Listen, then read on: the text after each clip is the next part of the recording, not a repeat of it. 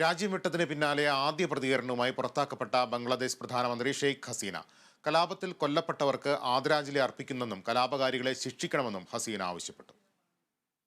3 പേജുള്ള വികാരനിർഭരമായ കുറിപ്പിലൂടെയാണ് ഷെയ്ഖ് ഹസീന തന്റെ ആദ്യ പ്രസ്താവന നടത്തിയത്. ബംഗ്ലാദേശിൽ നിന്ന് പലായനം ചെയ്ത ശേഷം ഇതാദ്യമായാണ് ഷെയ്ഖ് ഹസീനയുടെ പ്രതികരണം പുറത്തുവരുന്നത്. ബംഗ്ലാദേശിലെ കൊലപാതകങ്ങളിലും അക്രമങ്ങളിലും ഉൾപ്പെട്ട കലാപകാരികളെ ശിക്ഷിക്കണമെന്നാണ് ഹസീന കുറിപ്പിലൂടെ ആവശ്യപ്പെട്ടത്. ബംഗ്ലാദേശിന്റെ സ്ഥാപക പിതാവും ഷെയ്ഖ് ഹസീനയുടെ പിതാവുമായ മുജീബുർ റഹ്മാന്റെ പ്രതിമ നശിപ്പിച്ചതിന് നീതി വേണമെന്നും അവർ ആവശ്യപ്പെട്ടു.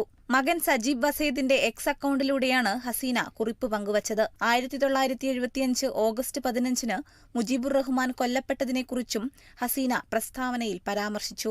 ഓഗസ്റ്റ് 15 ദേശീയ ദുഃഖാചരണം നടത്തണമെന്നും അവർ അഭ്യർത്ഥിച്ചു. കഴിഞ്ഞ ജൂലൈ മുതൽ കലാപത്തിൽ രാജ്യത്ത് നിരവധി ജീവനുകൾ നഷ്ടമായെന്നും അവരുടെ ആത്മാവിനായി പ്രാർത്ഥിക്കുന്നുവെന്നും ഹസീന കുറിച്ചു. ദശലക്ഷക്കണക്കിന് രക്തസാക്ഷികളുടെ രക്തത്തെയാണ് കലാപകാരികൾ അപമാനിച്ചതെന്നും ബംഗ്ലാദേശിൽ നിന്ന് നീതി വേണമെന്നും ഹസീന ആവശ്യപ്പെട്ടു. ഭരണവിരുദ്ധ പ്രക്ഷോഭത്തിൽ ഹസീനയ്ക്കെതിരെ കേസെടുത്തുന്ന റിപ്പോർട്ടുകൾക്ക് പിന്നാലെയാണ് ഹസീനയുടെ പ്രതികരണം വന്നത്.